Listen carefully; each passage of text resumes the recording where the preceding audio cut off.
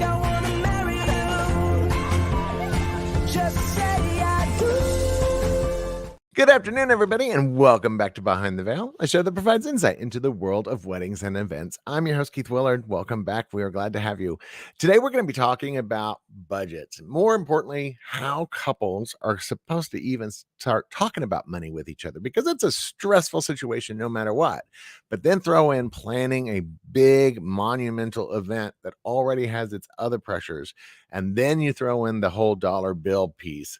And all of a sudden, things can go from bad to worse very quickly.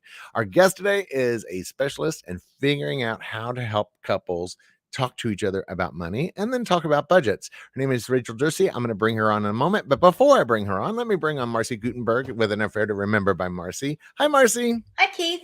Hello, everybody. So money. Yeah. Who doesn't like money? Oh, God, but you know, how many times have we had couples that have not had a conversation with each other about money, and then they get asked the big B word, so what's your budget? And then they give the side eye, the side eye. Exactly. And I think we're going to talk about it with Rachel, but I know that that is probably the number one key thing that you should be talking with your intended, because that is going to come up throughout your entire relationship. Oh, God, and I stress that enough. I mean, I think it's the number one reason for divorce, right? Exactly. So that's why it's the number one thing to talk about before the wedding. And I tell people all the time, I'm like, look, get that hard conversation out of the way first, so that way you can get back to the joy of planning, get back to the fun piece, but have those difficult conversations first. But how do we have those difficult conversations? Well, this is the perfect time to bring on Rachel. Rachel, welcome to the show. Hi, Rachel. So excited to be here. Wow. So you're a financial wellness coach and the founder of Effortless Budgeting. So, by the way, effortless budgeting seems like a misnomer, opposites attract kind of thing. But we'll obviously get to that. Can you tell us a little bit about what you do? Yes. I would first just like to say that I guess I help couples feel more comfortable having those money conversations so that they're not stressed out about it, and so that it's not a tough conversation. It's going to be tough to begin with because, frankly, money is emotional. We all have our own history with money. We all feel a little bit anxious at times, or some of us more than others, and it can be difficult. But I really help couples come together and just start the conversation and continue the conversation and help make it easier and more comfortable for them. So when do you start having that conversation? When is a good time to have that conversation? Because, we've heard the jokes where people are like, well, I only date somebody that has a credit score of, 690 and above. And you're like, ha ha ha. But, that's not a horrible thing to think about. It's like, okay, first of all, credit scores are a big deal, and people's financial backgrounds are a big deal, and people have different histories with that. Do you talk about that at the beginning, or is that something that is better once you know that you two are compatible and that you're going to have a relationship? I mean, is there such thing as a good time to have a conversation about money? Yes. I say the earlier the better, but that does not mean that you're printing out your bank statements and, your credit report and bringing them to a first date. There isn't sort of an in-between there. So because again, talking about money can be challenging for a lot of folks. And so start small. But I mean, I have talked about money on a first date before. I'm not saying that people have to do that, because I tend to be very comfortable talking about money, but you need to get I don't think you need to know exactly what your partner's credit score is before you get engaged, but I do think you need to know how they respond to money in an emotional way, and how comfortable they are talking about it. And you can't really know that unless you talk about it. And so I do recommend starting early, and I don't want to discourage somebody who's like, oh gosh, I've been with my partner for 10 years and we've never talked about it. That doesn't mean it's never too late either. Like, you can got you. That's smart. Okay, I got that. Go ahead, Marcy. About spending habits, and we're talking about maybe paying off credit cards and things like that early on. Am I right? Mm-hmm. Yes. Absolutely. And also sharing your own money story and getting their partner to open up with theirs. And what I mean by that is, how did you grow up around money? What did your parents teach you about money? How did your parents respond to money? I mean, that affects us truly for the rest of our lives, but it certainly very much affects us until we recognize it. Yeah. And I have my own personal journey with that, and recognizing that, this is why I'm responding this way to money. Now I get it. Right. Sharing your own story of just like, hey, like I grew up, just as an example, with a single mom and we struggled a lot with money. How was your childhood? What did you learn about money? And that could be a really good place to get started because it also brings out some of those emotions. Well, and it's interesting because like my mom is like brilliant and came from basically being homeless on the streets when she was a child, because it was right after the war, and then she was from Germany. And so, having money, having stability, having a household, a home that cannot be taken away from her is number one priority for her. Mm-hmm. But that, of course, then really signified how she made sure that I felt safe throughout my life, which of course then had the reverse effect on me, because then I didn't take money as seriously until I got into my like 30s and 40s and went, oh crap, I got to figure out how to balance a checkbook. What's wrong with me? I mean, so it does have a huge effect of like where you came from and how you dealt with it as a child growing up. Yeah. And if you're talking to your partner about it, you can maybe relate to each other. Like, even though my story, Keith, is kind of nothing like yours, there's still something in that I can relate to. Like, my mom also really struggled and she worked really hard to provide what she needed for me. So while our childhoods were probably very different, there's also things I can relate to. So if you start having those conversations early on, you can get that feel of like, do I really relate well to this person, when it comes to like some of their emotional ties with money, or do I not?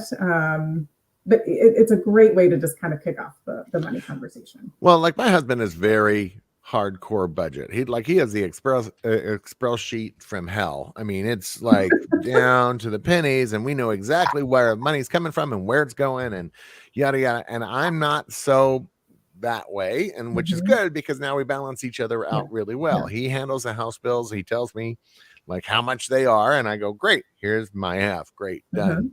Because that's not my forte. I can make money. And I know how to spend money. That's the other bad thing. But I'm not very good at that particular thing, and he is. So I defer to him in many of those situations.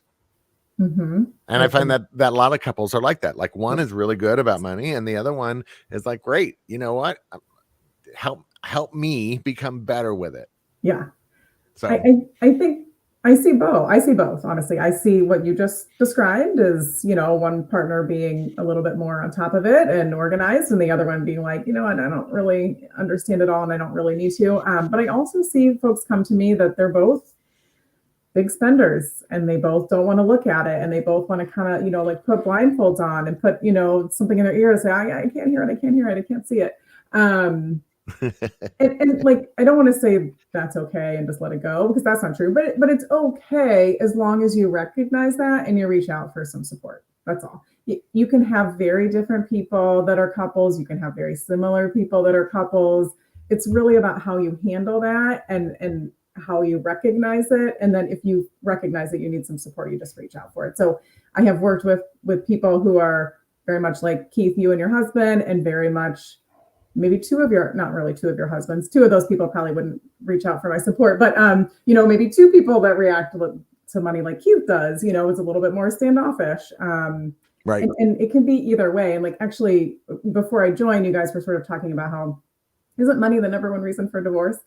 And yes, but I thought so. My argument is that it's actually not the money that's causing the arguments and the tension. It's the lack of communication.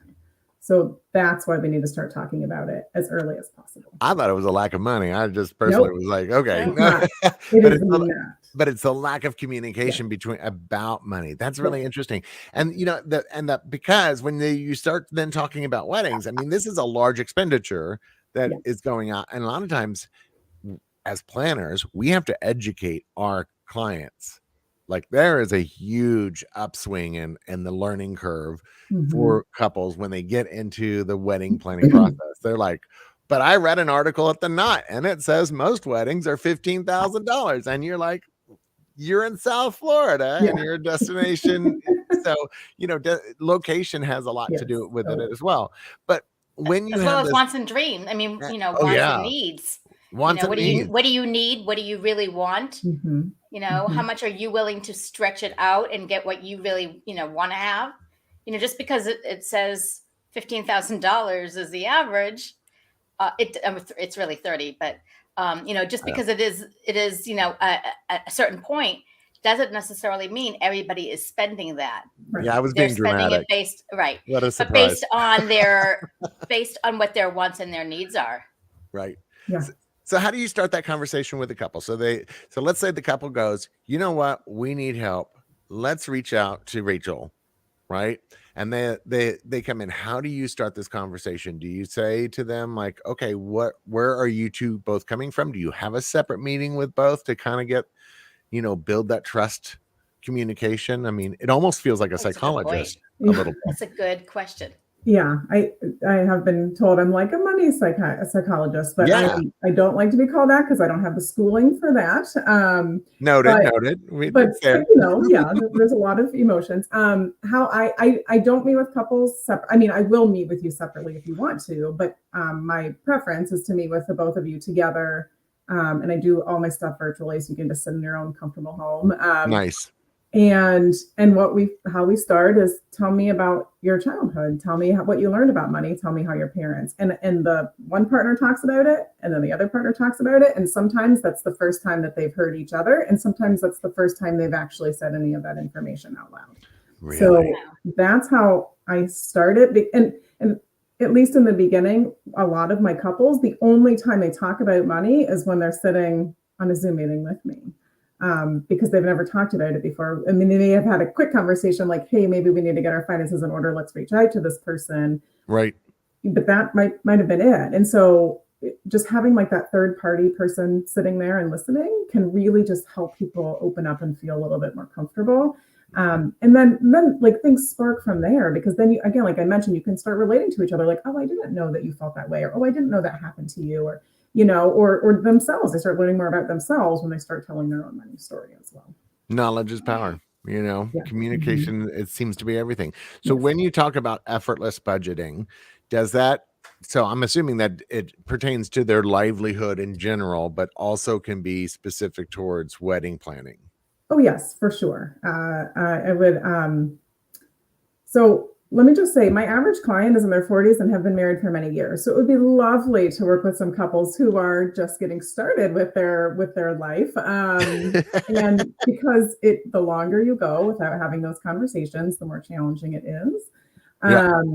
So yes, so here's the thing. Like if Keith, you were to come to me and you were like, I'm engaged, we're getting married, we don't talk about money, but we want to put together a wedding budget. Right. I wouldn't start with the wedding budget. I would still start with, okay, well, tell me a little bit about how you grew up with money. And I would ask your partner how they grew up with money. And so it would be a very similar start. Obviously, at some point we would veer to focus more on the wedding, but your personal finances in your everyday life is what's driving your wedding budget. It's what's driving how much money you have to put towards it. And it's what's driving, like Marcy said, your wants and your needs. Like, right. What are the things that you really want to get out of your wedding? And it's not just about the wedding, it's about your life, right? And so we've got to sort of merge those two things. What do you think about like Gen Z? That's the younger generation. Yeah. What do you think about where they are in terms of how they see money? Because from different perspectives, I know that like some of them are very into their money, and then others are like, they've got no idea how to even balance a checkbook. Right. That's true.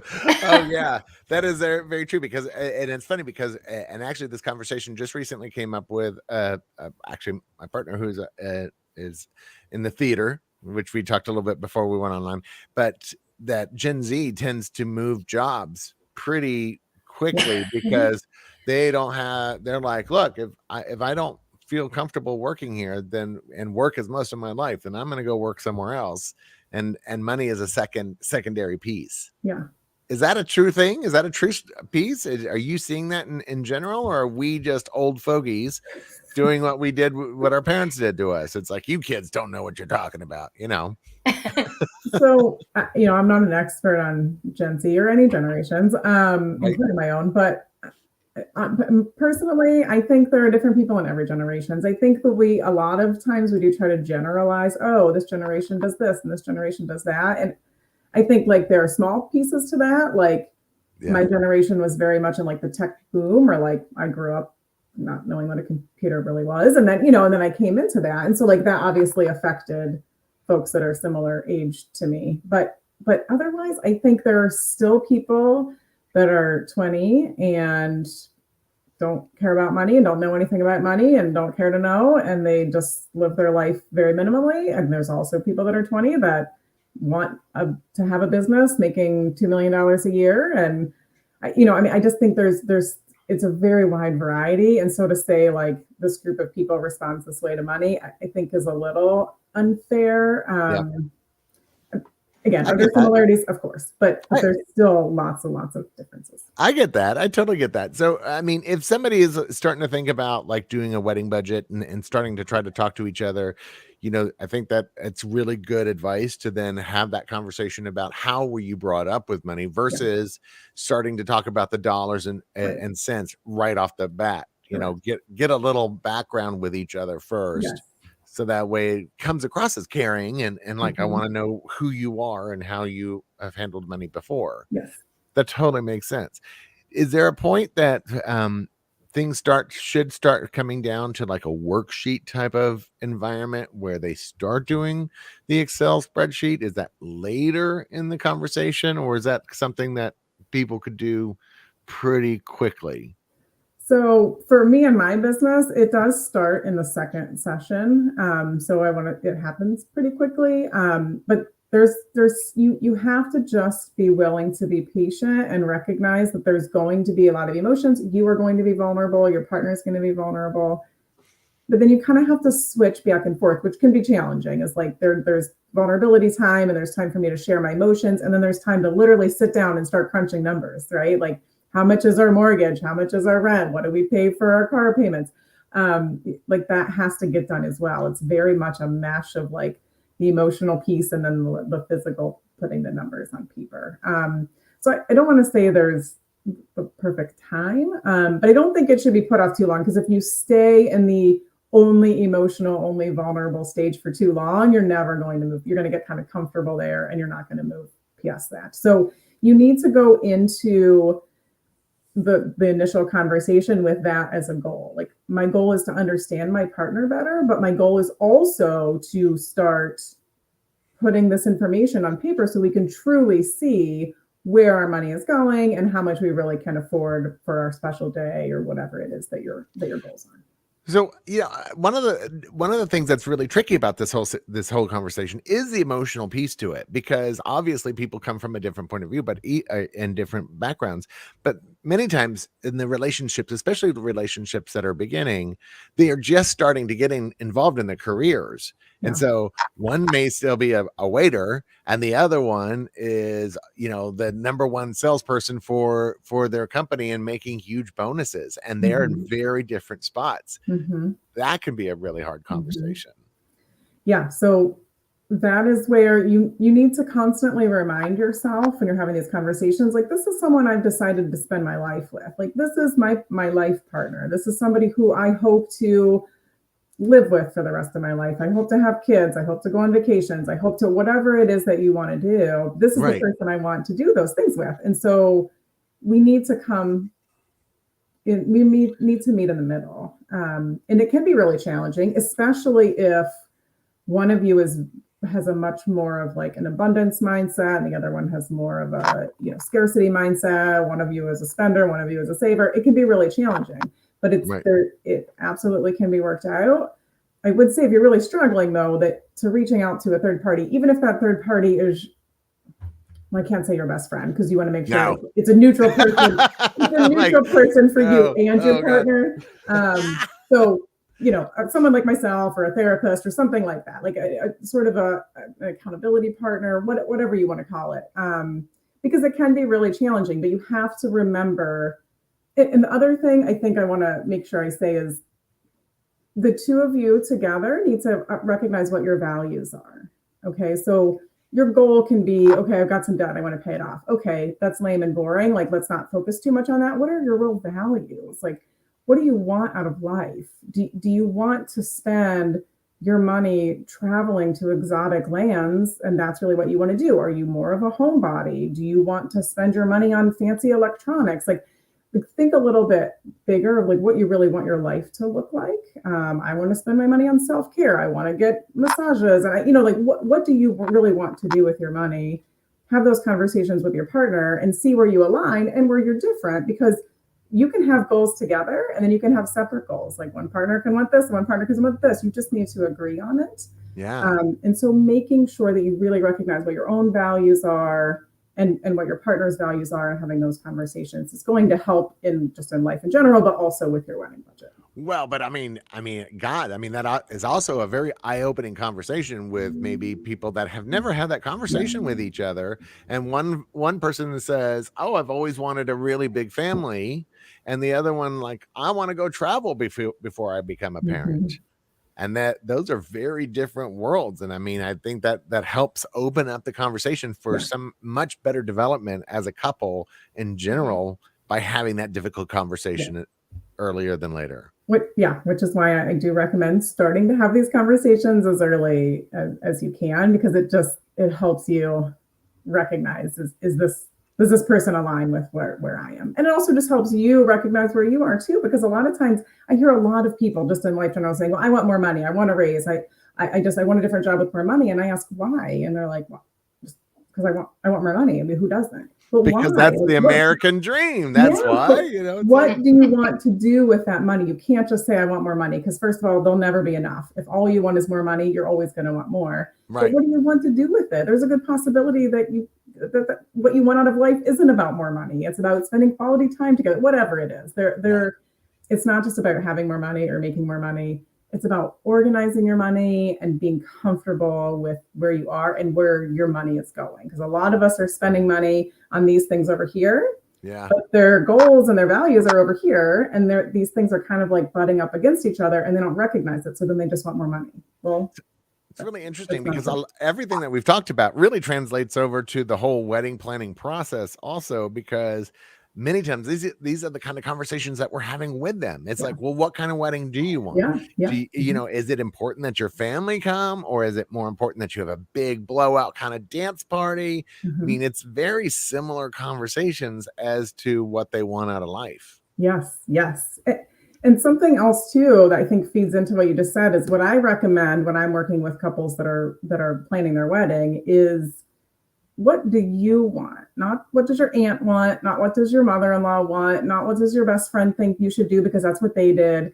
What do you want? And what does your partner want? Like the two of you together, what do you guys want? And I don't mean to sound rude, but it doesn't really matter what your mom wants. And it doesn't matter what your best friend wants, because it's your day and you have to do what's best for you. This is also probably your money, or maybe your parents are helping, but even if they are, it's still your day and they're helping you have your best day. So you have to be very open and honest with your family too, and say, listen, like, I recognize that that's what you would like to see, but that's not my vision. Like we are not at that place. We would like something different. And that's the direction we're going to go in. It's well, interesting. it's also, sorry, Marcy, you first. No, it's also a representation of the couple coming out together as a couple, as a married couple for the first time. And that's what they want to communicate to their guests. Yeah. But I do have a question regarding how to approach it from the point of, Keith and I, we both come from different aspects as to where we are with our businesses at the moment. So Keith is, he's on the planner side. So he's going to probably ask those questions earlier on, as would I. But the timing, it would be very different, because he's probably going to have multiple initial conversations, I would think, maybe, I'm not sure. Yeah. But somebody like me, where I am meeting with them and I'm showing them things that they can do, how we can create, either a semi-custom or a custom invitation. I need to kind of gap that feeling or that understanding of where they are budget wise early on, without trying to obviously come out and say, what's your budget? What would you suggest as a good way to, not just for me, but for somebody else that might be a vendor who the client has not yet met with a planner? Yes.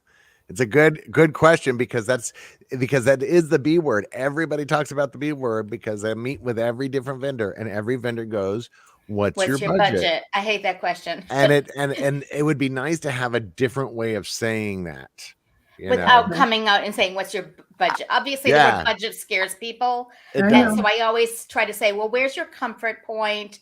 What, where, I mean, and you try to think of like, what are different ways to say it? Any recommendations? Yeah.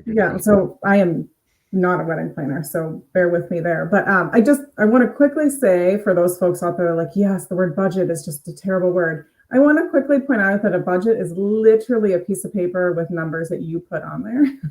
It's nothing scary. It's not telling you what to do. It's literally a piece of paper that you are filling in.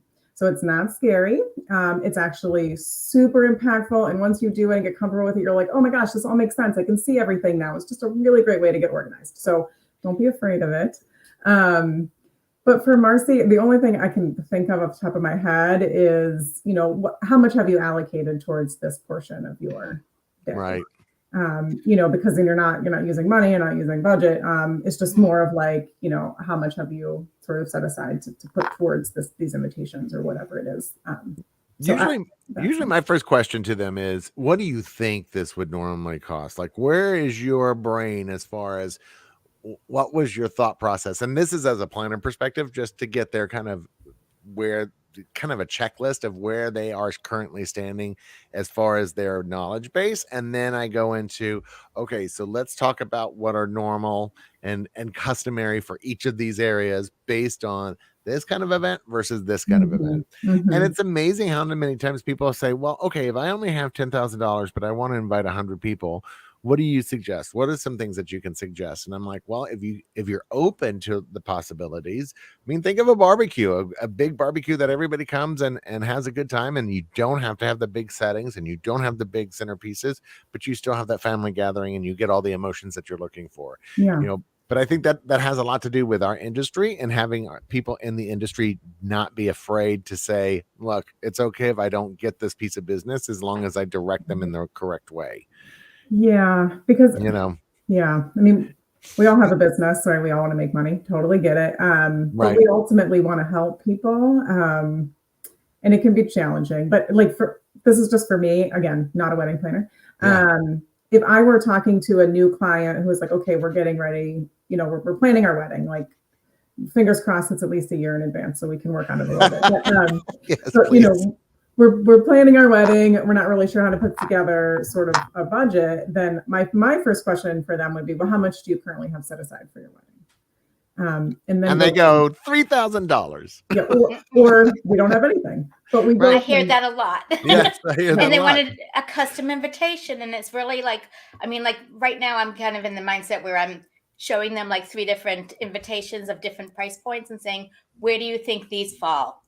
And I think that that's probably a starting point. And like, I don't know how other vendors in their facet can do it, but maybe I'm just thinking that maybe there's something that might help somebody out there to understand as a planner or a vendor, how important it is for you to be honest. And straightforward. And I mean honest, not just, I want something for free. I mean, there's a time, a value, a cost to something that, and I understand we all want to save money, but being honest is really about gaining trust and vice versa with your people that you're going to be working with for your big day.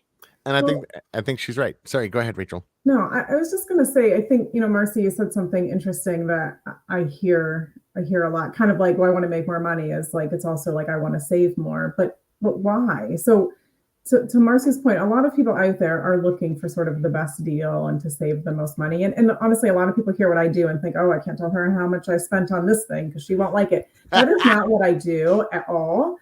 I help people spend the money where they want to spend it. So this is why it's important for folks to really like narrow down what their values are and what they really want out of their day.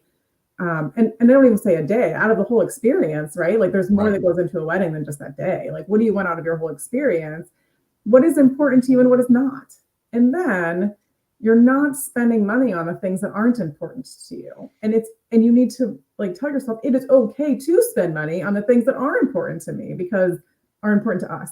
Like if those things are important to us, we're going to spend money on it. And if we super cheap out on it, we're not going to get the best, bang for our buck. And we're not going to be happy about it. So we have to tell ourselves, these are the things that aren't important. I don't care if my family and friends are telling me I need to have a 10-layer cake. I don't want that. That has nothing to do with us. We couldn't care less about that. So don't get that. And then spend that money elsewhere. So again, what are your values? What do you really Smart. want to get out of the whole experience, and be okay spending money in those places? I love that because it almost makes me want Yes. to tell couples to say, look, in your order of importance, put these 10 items in your order of importance to you. And then that way it gives me a much better sense of where they're coming from as far as the expenditures for it. That makes a lot of sense. That really does. And I'm going to go back to what you said before about a comfortable time to talk to each other, because I think that's the hard part, because a lot of people are trying to have this conversation on a Thursday night when they're both tired and they're both stressed and the bills are due tomorrow. And okay, now we're going to talk about money. It's like, no, don't do that. Oh my God. Get to schedule it on a day that maybe you're both off and that you're both ready for this conversation. So that way you do have that time to kind of set yourself emotionally ready to have this conversation. Like a Sunday breakfast or something, when it's the earlier part of the day, you're clear-headed. Don't spring it on somebody. It's not a weapon. It's not meant to be a weapon. Correct. Yeah. And that's a big piece too, is like when I talk to couples, like, we need to recognize, like, we're not judging each other. We're not judging ourselves. Like, this is just an open, honest conversation. But you also need to have those conversations regularly. So a big part of my homework assignments that I give to my clients is to schedule money dates weekly. So every week you are meeting with your partner. It can be for an hour. It can be for 10 minutes. But this is where you talk about, what is the upcoming bills? How much do you have? What are you saving for? Do you need a new roof? Like, how are you going to do that? Like whatever is coming up. And the more you have them, the shorter they'll be. But regularly, because it also makes it easier too. It's not just kind of like this big, huge thing. It just becomes part of your everyday week, and it's fine. It's not a big deal. It's just an important time to connect with your partner and to make sure you're organized with your finances. I love that, because that's what I do with my couples is I set up a biweekly meeting or bi-monthly meeting, and then we just bite off little chunks of the wedding at a time. And before you know it, we're done. It's like, they're like, oh my God, that's easy. How did that happen? So that totally makes sense. But I mean, I love the fact that you're like, okay, do this early. When couples get to you at the point that you're saying in their 40s, I mean, they've already got emotional baggage attached to each other about how they spend money, or they wouldn't have been coming to you, I'm assuming. Right.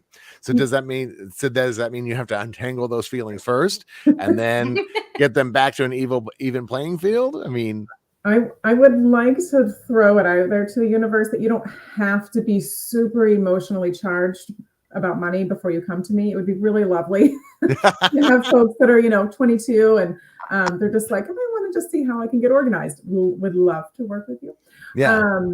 But yes, I mean, I'll be honest, like the older you are, and this is just in life with anything, the older you are and the more ingrained your habits are and your feelings are, the harder it is to sort of get out of that and sort of move on to a more positive place. So it can be more challenging. And oftentimes those couples have debts, and it's sometimes a lot, and they're trying to figure out how to work through that, but also save money at the same time. And I'll be honest, it is a lot more work when you're 45 than if you were 22 and starting the process. So whether you come to me or not, but you're 22 and you don't have a budget, put one together. I'm just going to challenge you to just throw a spreadsheet down and put some information on that piece of paper.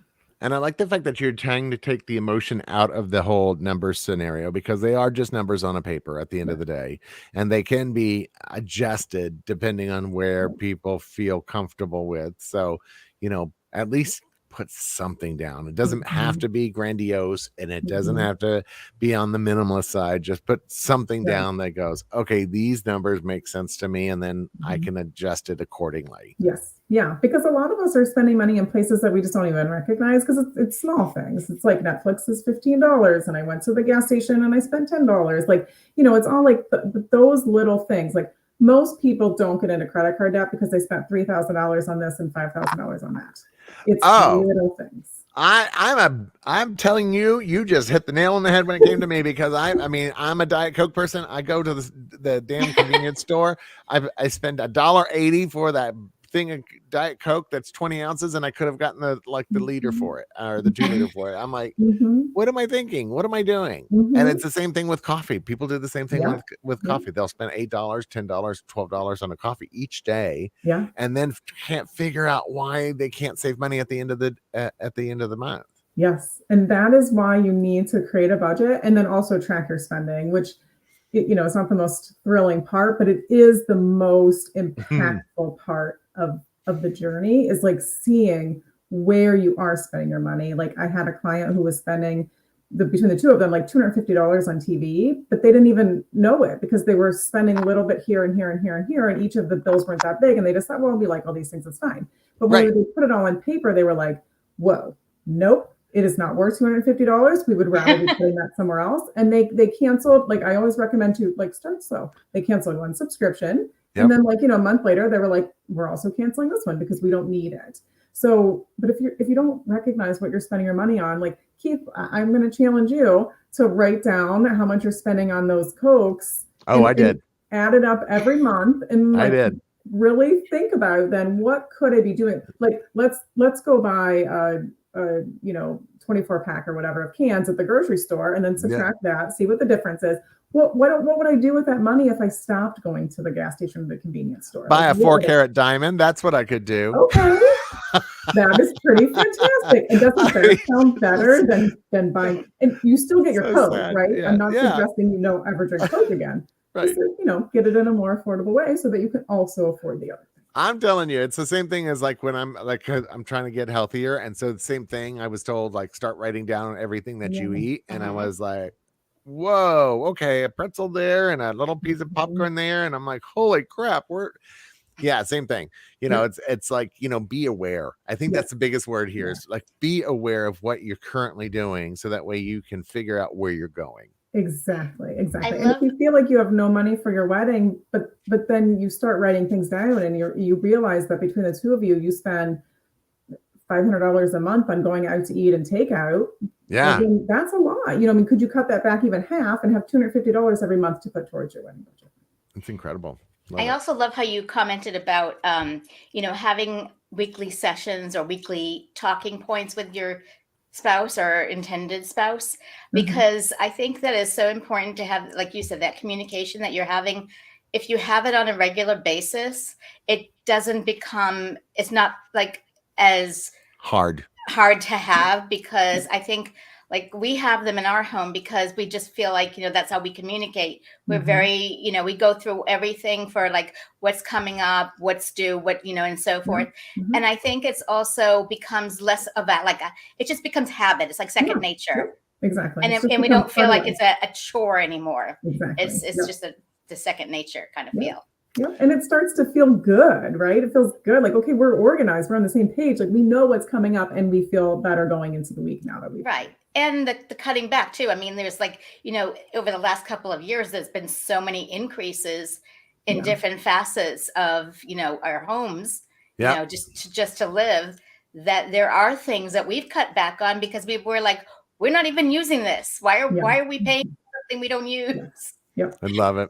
So Rachel, this has been an amazing conversation and you really have given us a lot to think about. And I'm sure a lot of couples to think about and honestly, it's all been super positive. I just was not expecting that to come across as so much as that money can be a positive thing to have a conversation between couples. Yeah. So if people wanted to reach out to you, how would they do so? My website is probably the easiest place, which is just effortlessbudgeting.com. I'm also on Instagram and LinkedIn and stuff, but you can find all those links on my website. And I offer a free initial consultation, which you can also schedule on my website. So you can just go on there and schedule some time and see if it would make sense to work together. Yep. So her name is Rachel Durci, and her Instagram is effortless_budgeting, and her LinkedIn is Rachel Durci, just as it is, and then her Facebook is Effortless Budgeting. So pretty straightforward. One E, correct? Right. Yes. Effortless is one E in the beginning. Effortless. Yes. Yes. Mhm. Yes. Okay. All right. Thank you again so much for being on the show. And Thank you. I think, again, you've given us a lot to think about. Now, hopefully that couples and vendors out there both got something from this too, because I know I did.